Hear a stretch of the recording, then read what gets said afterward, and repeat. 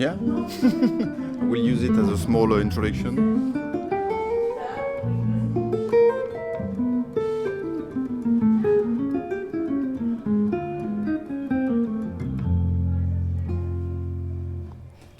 Excellent. Thank you very much for the wonderful introduction. I am with the one and only Gilad Hekselman in Paris. Gilad, how are you doing? Doing great, thanks. How are you? I'm fine. We're not sure if it is summer or already autumn, right? Because we go from summer to like light rain, so we are never sure. Huh? For me, I'm gonna call it summer as long as I can. Yeah. Okay. Tell me, last time we met, it was I think last year in Montreal at the Montreal Jazz Festival. So what are the news for you? Well, a lot of things. I guess one of the main things is that I wrote all this new music for a project of mine. That's right now the name is Super Octave. We're not sure we're gonna stick to it yet, but that's the name right now. And it's sort of a more electronic kind of music with EWI and electronic drums and keyboards like synths, and stuff like that. Okay. So we finally presented it for the first time a couple of weeks ago, like 3 or 4 weeks ago at the Jazz Gallery, who actually commissioned the compositions. So that's pretty exciting. Okay. And so it's going to be released as an album, or yeah? At some point. I mean, okay. We still haven't recorded it, so okay. It's going to be a process. But I'm hoping for release somewhere around, I guess, April or around that time of year of 2007. That's been happening. Yeah, what else can I tell you? Just trying to, learn how to play this thing. Yeah, that's okay. my main concern. I think you are on a pretty good way already, right? I'm doing my best. Yeah. Okay, so I am super happy to be able to do this kind of interview with a guitar in hand format. So you have to tell me, Gilad, was there a specific guitar lick or guitar song that got you inspired and to play the instrument? And of course, can you play it? I'm trying to think if there's a specific thing, like there isn't like a lick or like a specific solo that I think got me into playing it. Actually, my first choice was the drums, and then that didn't work out, so the guitar was the next best thing. So that's how I ended up playing the guitar. But I definitely have a few solos that I remember are some of the first solos that I found impressive, like different, like Metallica or Slash solos. I remember one of the first ones that my teacher had me. Actually, probably the first solo I ever like transcribed from beginning to end was that George Harrison solo on Something. Okay.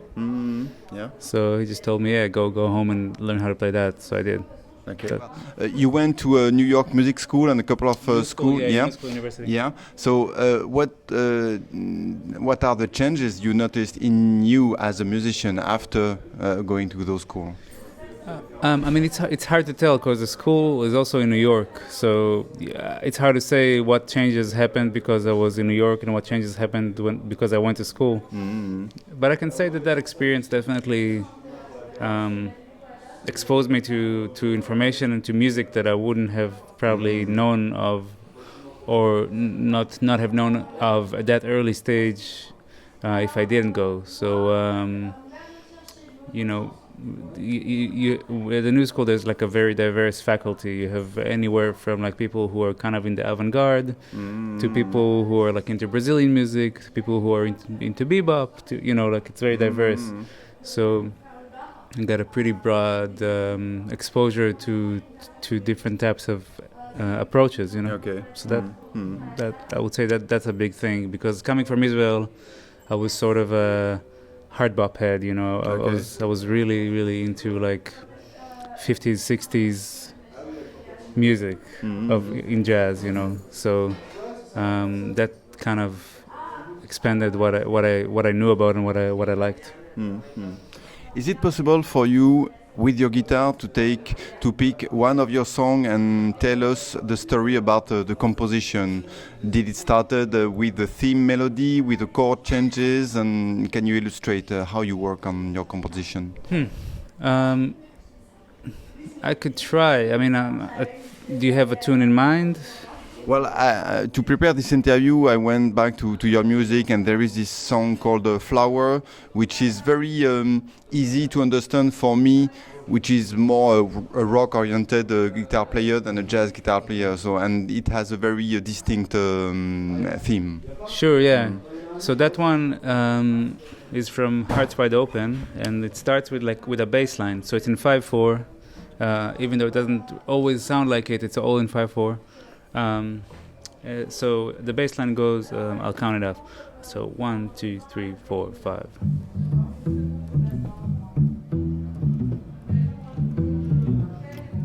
So the thing that happens with the bass line, it's a four bar bass line, and every phrase in the bass line starts 1/8 note later. Okay. So you have the first one is on 1. Sorry. So the first one is 1. The second one is 1. The third one is 1, 2. And the fourth one is 1, 2. So okay. So it moves. Okay. Only the beginning moves. Okay.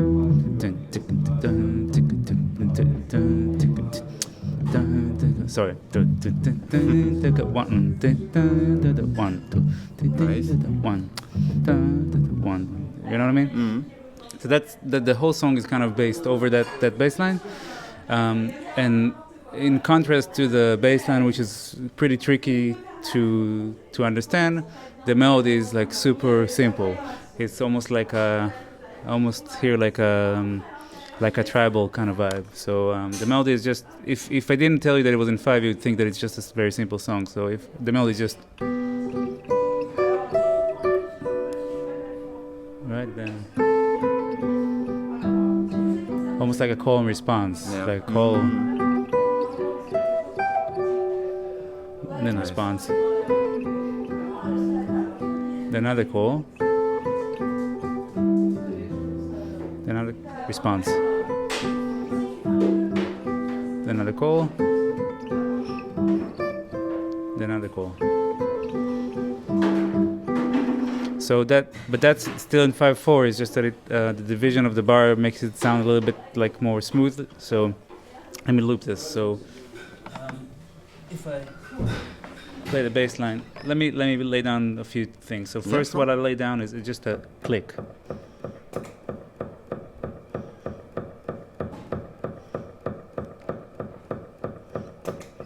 Okay, so that's the click. That's the beat.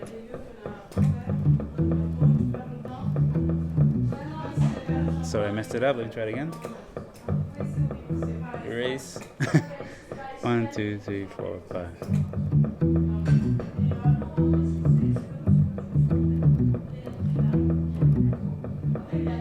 Pretty good. The melody on top of that is it's bar 3. There we go.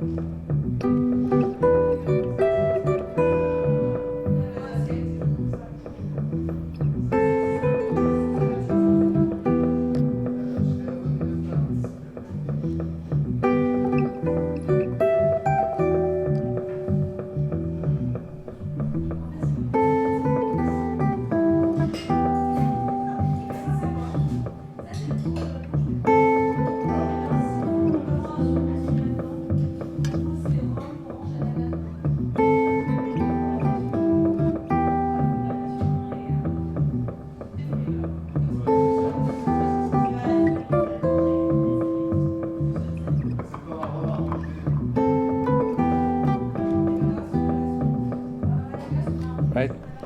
That's the thing. Then maybe I'll clip it in the background. Ambiance. Yeah.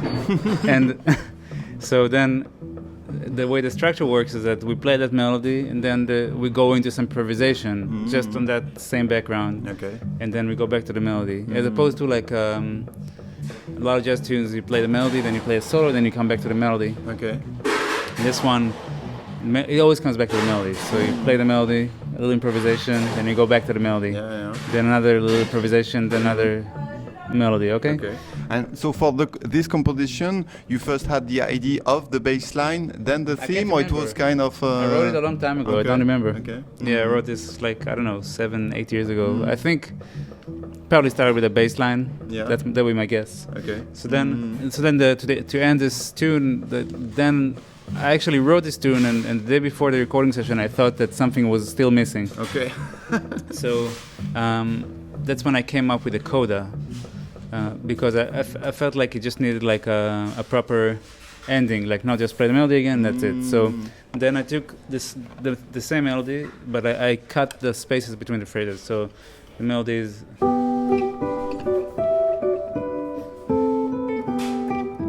So no space, right?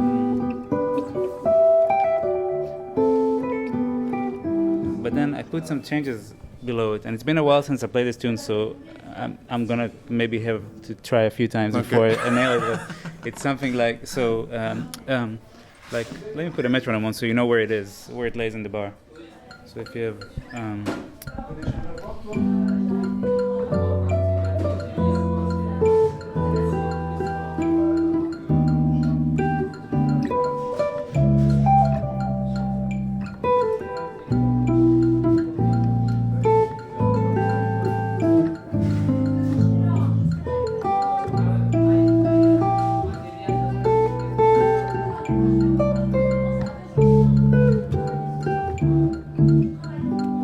At the end, right?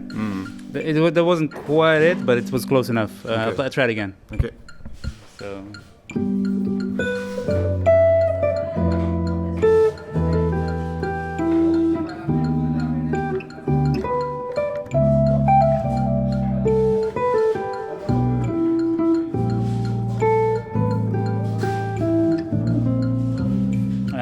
Damn. I should have picked another song. No, it's good. It's good. It's good for me to practice this. So, once again.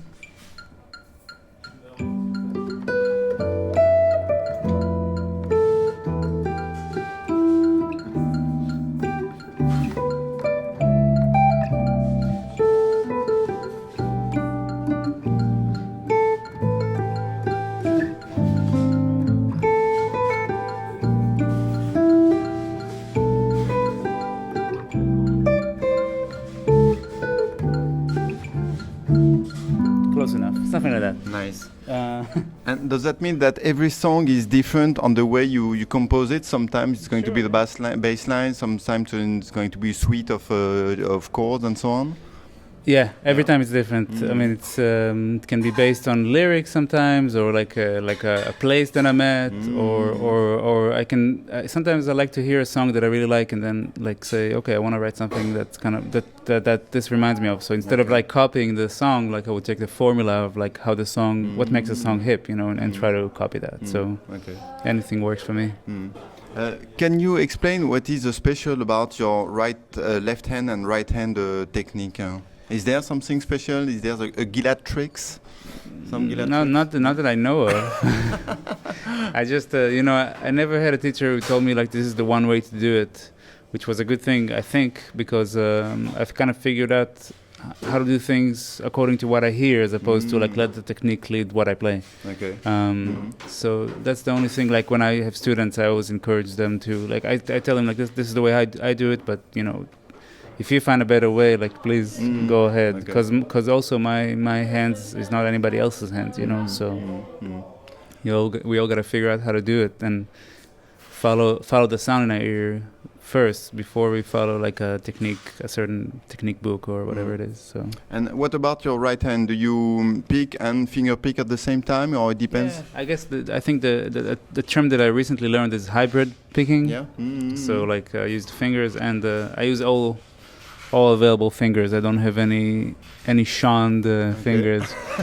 Some people are really serious about not using the pinky, but I use anything. So I hold the pick. Sometimes I even put the pick like that, and then like use my thumb for thumb picking. Sometimes I even like put the pick down and use all my fingers.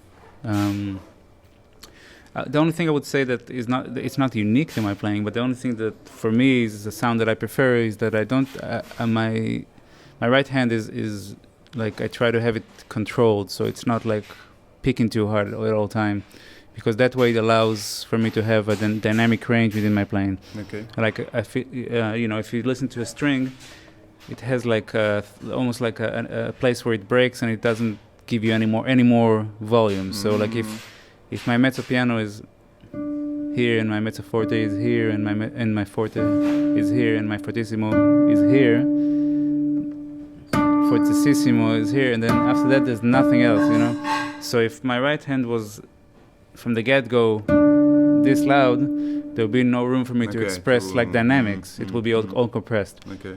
So that's why like this is my medium, and this is my piano. You know what I mean? So when I play, I don't know, like a blues.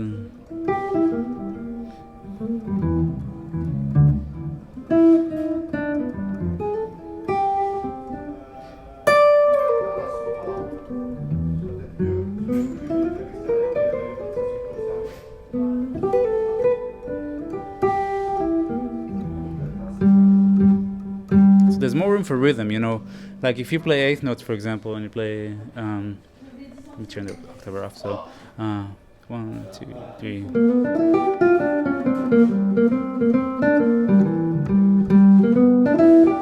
If you took that solo to a snare drum, like you tell a drummer play this on a snare drum, it would sound like.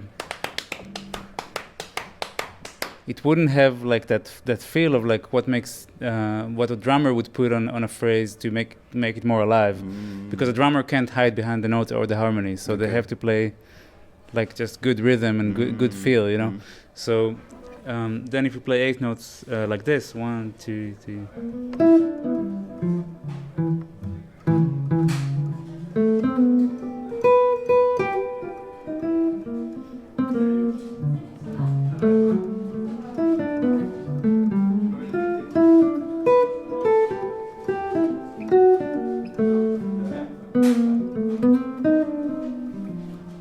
You know what I mean? Mm-hmm. Yeah. Then so it's a way for you to really control the dynamic you have on the right hand and to avoid to be always on the same level. You mean? No. I'm trying to not have it be on the same level. Okay, so once you play always on fortissimo, there's no place to go dynamically almost. So it's only like in the string breaks. Like I don't like this. That's not a sound that I usually go for unless I really go for it, and then like sometimes it's appropriate. But I don't want it to be my sound all the time, because I want to keep dynamics and I want to keep like the music almost. I want to keep my playing sounds like a conversation, like if somebody always talks like in the same dynamics, that's very boring. But if somebody stops for a second, says something loud, and then you know what I mean. Like then you notice. You keep it keeps your interest. So that's kind of how I try to play. Okay, I have two last questions before I have to let you go, because you need to rehearse, right? So I notice you are using an octave, right? So that you have some kind of shadow bass player behind you, right? I don't use it right now, but I have this octave that only drops below the note that I tell it to. So if I play here, it's clean, standard note, and then nice. Okay, cool. So if I play like a chord,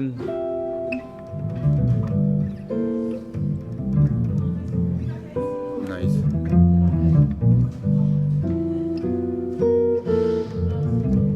Great. Or vice versa. If I play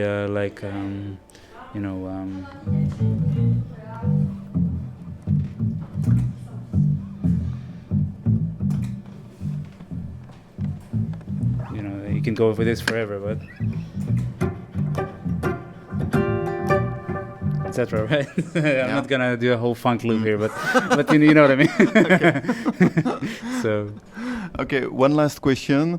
What would be your piece of advice to give to people to increase their vocabulary on guitar playing? It seems like jazz musicians have an infinite dictionary to pull from when they play. So how to increase your vocabulary? How did you increase your vocabulary? One big answer that I have is just to transcribe a lot of music. Okay. I don't know of one better way to do it, to be honest. You just need to constantly have input of information from music, not from books, not from anything like that, but from music into your ears, through your digestive system in your brain, into your instrument. You can talk about theory all day and scales and practice technique all day, but until you really check out the music, there's at least from my experience, there's no way that you can really know how to learn. Like an example I could give you is that when I started learning jazz, I learned like when the theory teacher would show me all the scales and they'd tell me do this, do that, on this chord do this chord do that.